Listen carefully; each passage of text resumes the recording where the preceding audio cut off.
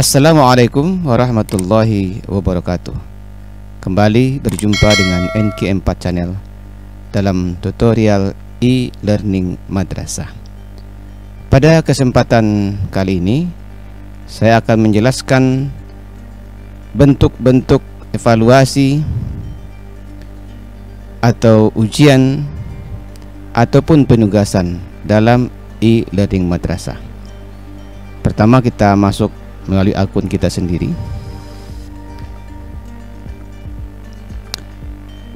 Lalu kita pilih lokal yang akan kita buat evaluasinya. Bapak Ibu yang saya hormati, di dalam e-learning ini ada beberapa bentuk evaluasi. Yang pertama adalah dalam bentuk computer based test atau CBT. Dalam CBT sendiri itu bentuk ujiannya ada beberapa jenis. Yang pertama ada penilaian harian, penilaian akhir semester, kuis atau ujian lainnya. Kemudian dalam bentuk penilaian harian sendiri itu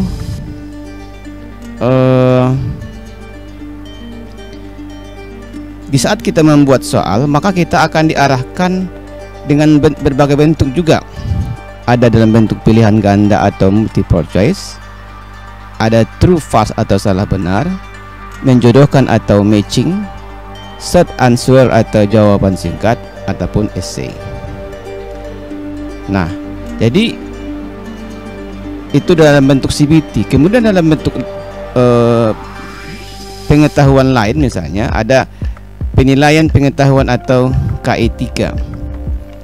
Nah, kalau kita lihat ke dalam skema penilaiannya juga ada dalam bentuk tes tertulis, tes lisan ataupun penugasan. Begitu pula dengan penugasan KI4 atau keterampilan. Skema penilaiannya ada dalam bentuk unjuk kerja, praktek atau praktek, proyek, portofolio ataupun produk. Nah, kita bahas satu persatu. Yang pertama adalah dalam bentuk CBT atau computer based test.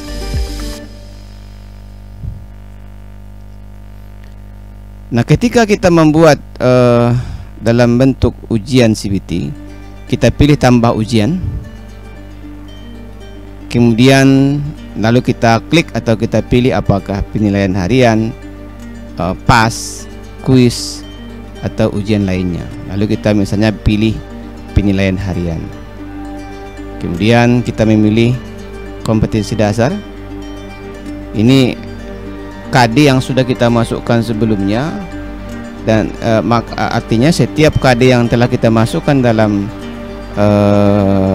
input KIKD, maka semua akan muncul di sini secara otomatis. Kita pilih misalnya KD yang kedua. Lalu kita buat nama ujiannya, misalnya PH 2 misalnya. Waktunya berapa? Nah, kita buat 90 menit. Tanggalnya kapan mulai ujiannya? Kita rencanakan misalnya hari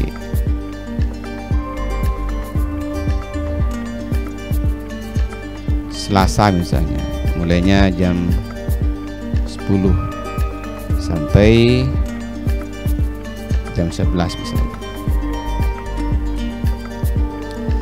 Nah, kalau kita mau mengacak soal, kita acak soalnya, kita aktifkan ini. Tapi kalau tidak, kita matikan. Begitu pula aktifkan ujian. Kalau seandainya ujiannya itu dekat atau misalnya ujiannya itu besok atau lusa, berarti kan sangat dekat, ya kita aktifkan saja. Tapi kalau seandainya Bapak Ibu Saudara ujiannya lama, maka boleh kita menonaktifkannya.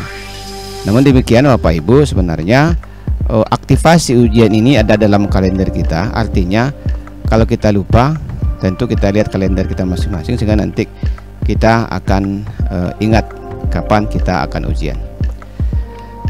Lalu buat soal. Nah, buat soal ini input soal secara manual, karena sebenarnya untuk membuat soal ini ada 3 bentuk. Ada dari bank soal madrasah. Ini kalau seandainya saya mau mengambil rekan guru yang sama bidang studi dengan saya, maka bisa kita ambil dari orang yang bersangkutan, tapi tentu dengan izin beliau lah. Jangan nanti pula kita ambil dengan sendirinya, mentang-mentang kita ambil bebas lalu kita ambil tanpa seizin si empunya. Ya tentu ada kode tertentu, atau dalam bentuk import soal. Nah, kita buat soal secara manual dulu. Misalnya nomor 1 pilihan soalnya itu adalah multiple choice. Lalu kita tuliskan di sini, ini soalnya, ini opsi A-nya, opsi B-nya, pilihan C-nya, pilihan D, sampai ke pilihan E.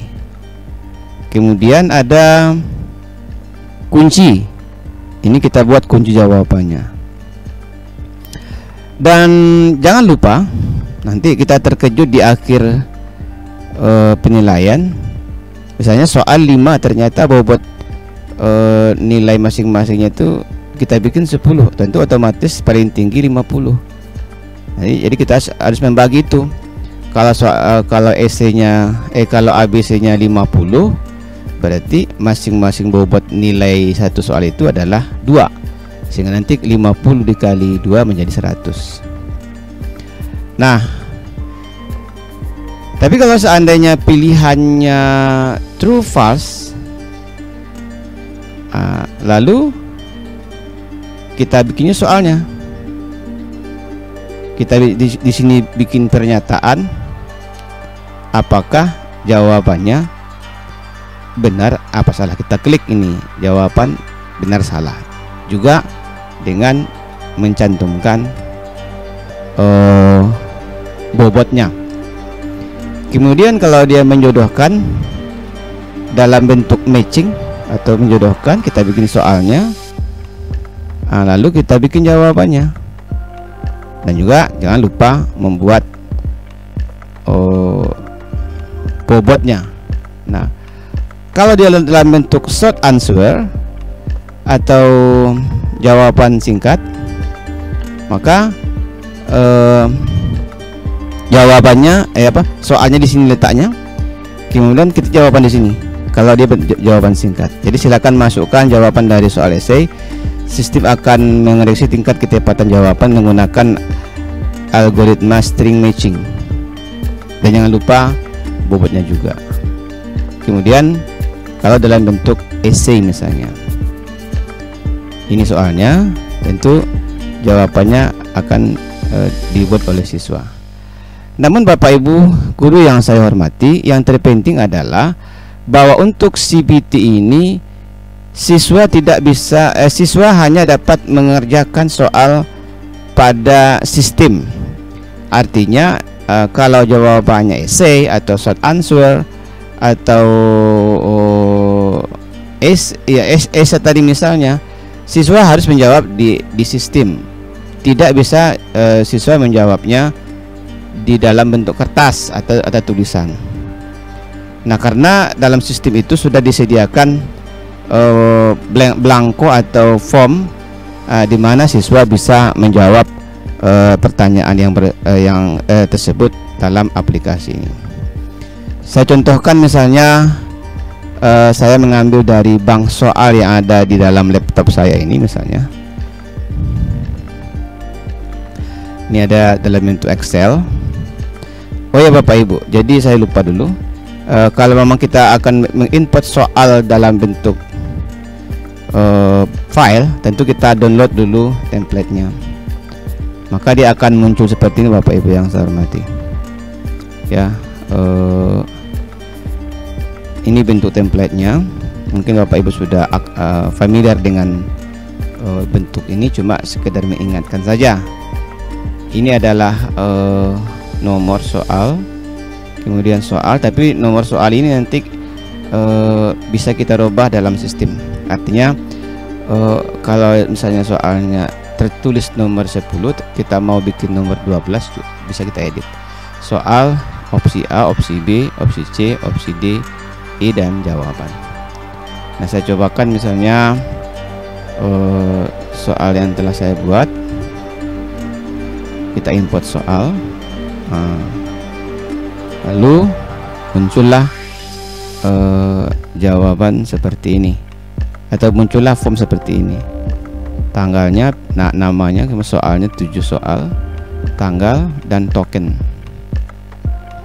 Token ini akan muncul ke siswa dalam ujian siswa secara otomatis apabila siswa masuk dengan sistem. Tapi kalau seandainya Bapak Ibu maunya siswa itu masuk dari login CBT, karena kan ketika saat login CBT itu kan banyak opsinya, misalnya seperti ini.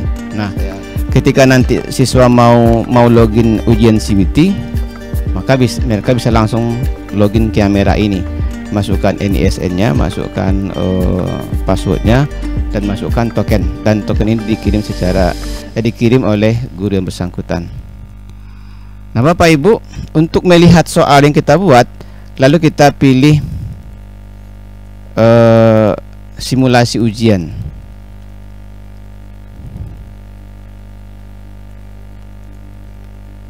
Nah, ini bentuk soal simulasi ujian yang telah kita buat tadi. A, B, C, D, E. Ini adalah panel soal yang ada di sebelah kiri. Nah, tetapi kalau kita mau mengedit kembali, maka kita bisa mengeditnya. Apakah mengedit nomor soal? Nah, ini kan nomor 1, 2 nih. Ternyata nomor 1 ini tidak ada isinya. Berarti tadi bermasalah ketika menginput soal. Ini kita bisa edit. Misalnya ini kita bikin nomor 1, lalu yang ini kita bikin nomor 2, ya kita ganti di sini. Ini menjadi 3 misalnya, dan selanjutnya, dan seterusnya. Nah, itu yang pertama, dalam bentuk komputer based test. Nah, untuk mengoreksi bentuk esai ini, kita tidak bisa langsung, artinya sistem tidak akan bisa menilai langsung jawaban yang diberikan oleh siswa. Namun tentu kita harus melihatnya secara manual, dan mengisikan nilainya pun secara manual juga. Ini saya contohkan soal yang telah saya koreksi. Ada tersedia analisis soal. Nah, di sini kita lihat yang merah-merah ini maksudnya adalah siswa menjawab salah. Jadi soalnya ada 10 buah, kemudian salah 3, menjadi nilai 70, dan seterusnya. Kalau ini adalah hasil CBT-nya. Nah, ini hasil CBT-nya. Yola Afri Ramadhani misalnya, tanggal 15 Januari, benar 8, salah 2, nilainya adalah 80. Kalau seandainya kita mau mereset ulang ujian yang bersangkutan, kita bisa reset ulang. Kalau kita mau aktifkan selesai mengerjakan, maka artinya kalau kita aktifkan selesai mengerjakan ini, siswa sudah terkunci dan tidak bisa mengerjakan soal yang telah dikerjakannya itu.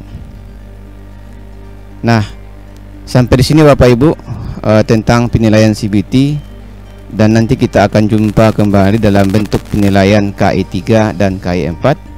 Semoga kita semua sukses dalam menggunakan proses PBM daring melalui e-learning madrasah. Jangan lupa subscribe, like and share dengan video ini. Mudah-mudahan saya bisa membangun channel dalam rangka berbagi, belajar bersama dalam kebersamaan bermartabat. Billahi nasta'in. Wassalamualaikum warahmatullahi wabarakatuh.